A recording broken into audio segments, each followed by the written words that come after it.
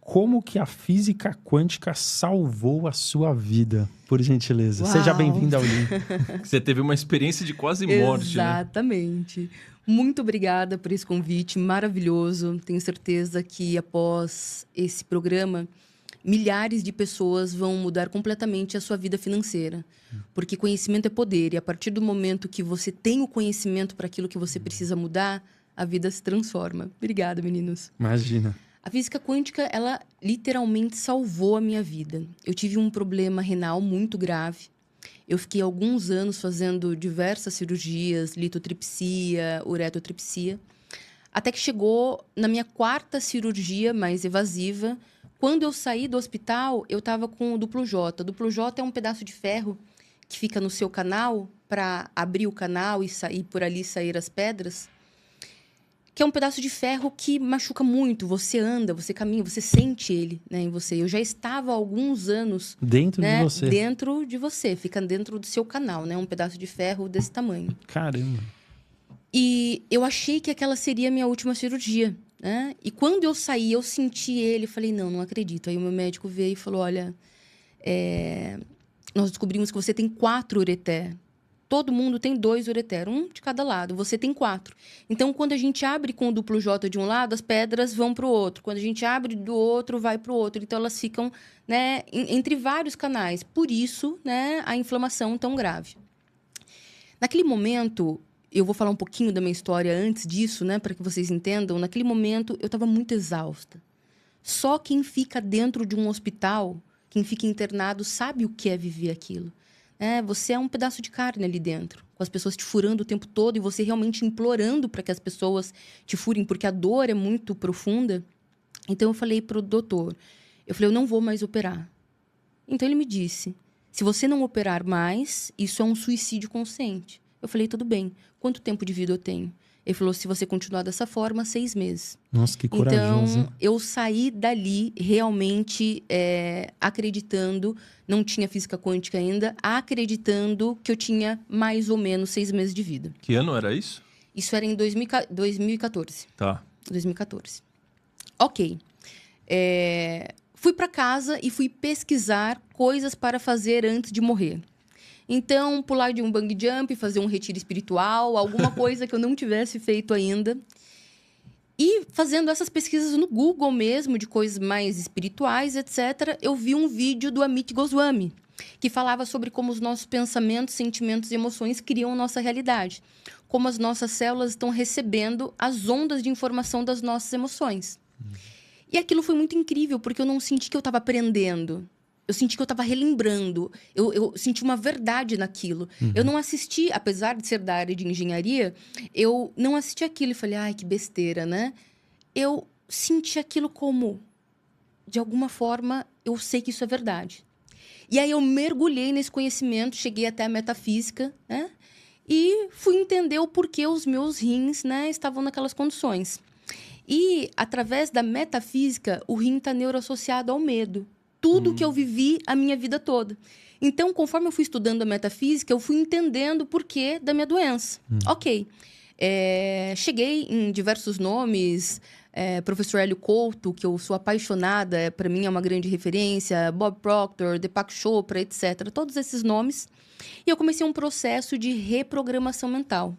Em 3 meses e 2 dias, eu fui para o hospital. Eu acordei de madrugada com a cólica renal. Eu fui para o hospital, fui internada. Ali, eu fiquei tomando morfina junto com tramal. No outro dia, o médico plantonista me disse, você não quer ficar aqui internado? Eu tinha um plano de saúde muito bom, fica aqui ao invés de ir para casa. Eu falei, não, doutor, eu tenho certeza que eu estou curada. Aí ele falou, olha, eu acredito em qualquer crença, eu respeito qualquer crença, mas burrice não. Então, se você quer ir embora, pode ir. E eu fui embora mesmo. Eu cheguei em casa, eu estava à base de tramal, à base de morfina, então eu não estava sentindo dor. E quando você tem um problema renal, você tem muita vontade de fazer xixi. Eu estava com muita vontade, mas eu ia até o banheiro e não conseguia. Até que chegou um momento que eu sentei ali e fiquei. Falei, não, eu só vou sair daqui quando eu conseguir fazer xixi. Aí eu senti como se, sei lá, centenas de mangueiras do corpo de bombeiros ligassem no meu abdômen. Era uma pressão, uma coisa diferente. E aí, quando eu consegui fazer xixi, saíram todas as pedras. Eu peguei uma luva, peguei todas essas pedras, voltei pro hospital, porque qual que era o medo, né? Deles falarem, não volta pra casa. Nada, não doeu nada, tá? Eu não tava sentindo nada, eu tava muito medicada. Não sangrou nada, mas saíram as pedras. Ok. Voltei pro hospital, né? Mostrei pra ele as pedras, ele ficou desesperado. Ele falou, não, pelo amor de Deus, vamos fazer exame. Porque quando a pedra ela passa pelo canal, que é muito fininho, qual o risco? De uma hemorragia interna. E aí eu peguei e fui fazer os exames. E nos exames não tinha nada. O meu caso foi para o Congresso de Urologia de 2014 como um caso não explicado pela ciência, né? Eu deixei a minha carreira, que era na área de saúde, segurança e meio ambiente, e abri o que hoje é o Instituto Doutora Próton. Caramba! Que história, para começar. Você acha que você tinha uma mentalidade de escassez que criou essa doença? Não. E o que foi feito dentro da tua mente para... Não era escassez, mas era a minha mente doente. E agora eu vou explicar para vocês. Quando eu nasci, o meu pai fugiu e a minha mãe tinha 18 anos de idade. A minha mãe, né, muito jovem, continuou morando com os meus avós.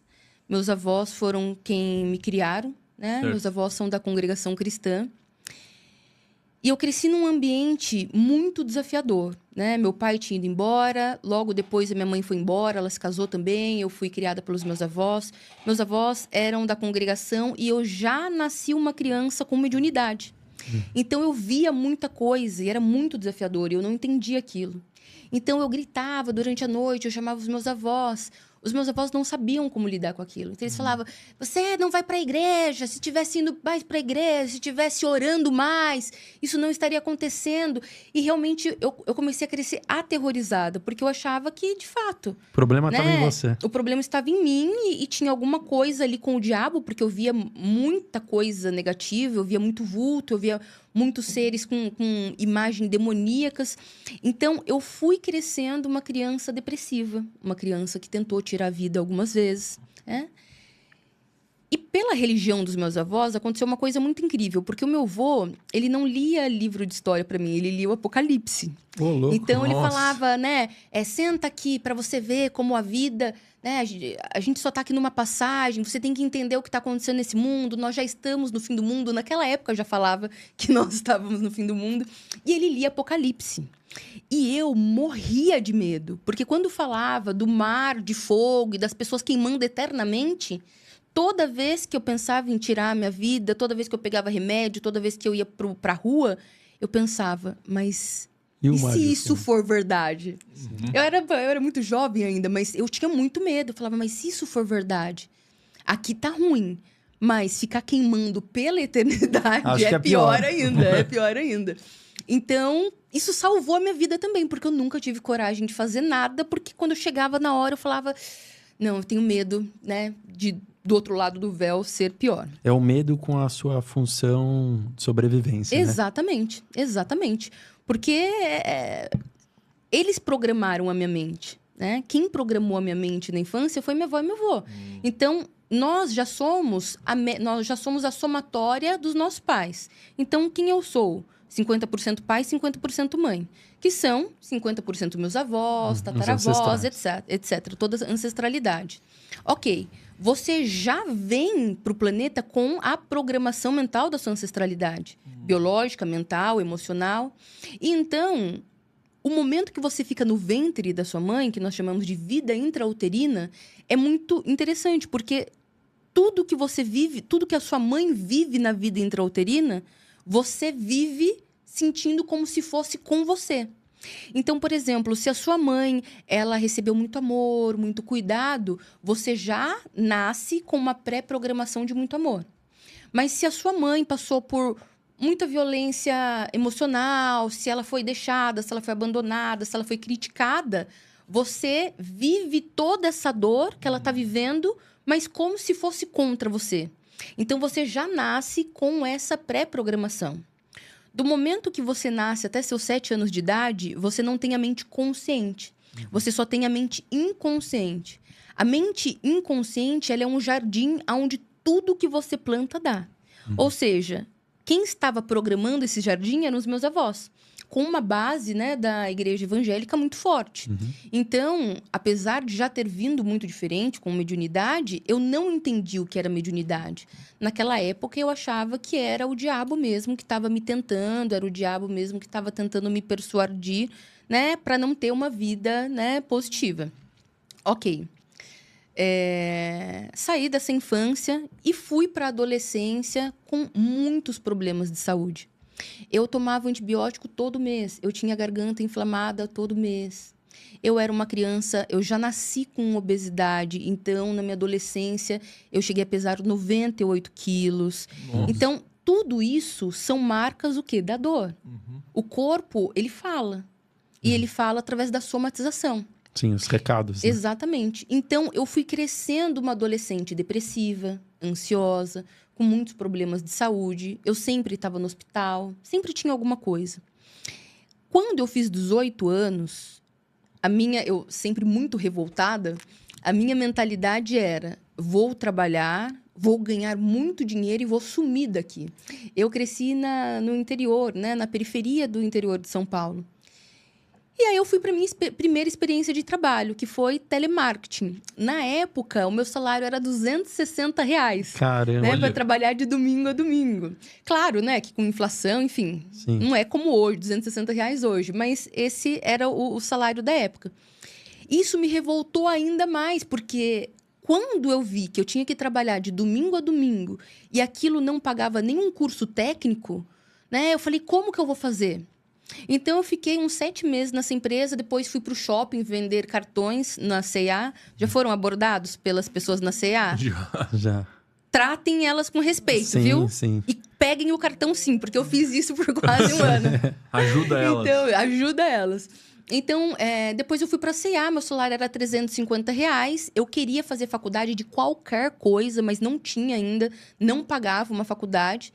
Então, dentro do ônibus, eu passei na frente de uma escola técnica e estava uma faixa, né? Faça uma prova aqui e ganhe até 50% de bolsa. Daí você falou, Perfeito. agora é a vez. Eu olhei os nomes e tinha lá, técnico em biomedicina. Eu achei o nome chique. Eu achei o nome bonito. Falei, nossa, isso aí que eu vou fazer. Eu nem sabia o que era. Entrei lá, fiz, né, a inscrição lá para fazer a prova. E no dia que eu cheguei lá, eu estava conversando com todo mundo. Eu sou muito comunicativa. E aí o professor do curso de segurança do trabalho veio. E ele falou, que curso que você vai fazer? Eu falei, técnico em biomedicina. Ele falou, você vai ficar mexendo com xixi, cocô o resto da sua vida? Eu falei, mas não é para fazer análises laboratoriais? Ele mas o que você acha que você vai analisar? Eu falei, não, mas tudo bem, o salário base era 1.280, era muita coisa, né? Imagina, eu ganhava R$350. Aí ele falou, olha, eu sou o coordenador do curso de segurança do trabalho. O piso do técnico de segurança é R$1.800. Muito mais. Olha. E você só vai andar pela empresa com uma prancheta na mão, só vai cuidar das pessoas, fazer treinamento. Mudei na hora, né? Risquei técnico em biomedicina e fiz a prova e consegui 50% de bolsa para fazer o curso técnico em segurança do trabalho. Bacana. Fiz o curso, né, de segurança do trabalho e me formei em 2008. O que estava acontecendo no planeta? Crise. Aquela crise financeira absurda. As empresas estavam mandando embora. Automaticamente, saí do estágio, não consegui ser efetivada, não consegui uma vaga na área, então eu fui para 25 de março comprar CD, DVD, roupa falsificada. Se virou? E fui me virar, né? E eu vendia na feira, vendia para os meus vizinhos, vendia para amigos. Eu fiquei um ano assim até conseguir entrar, né, na área.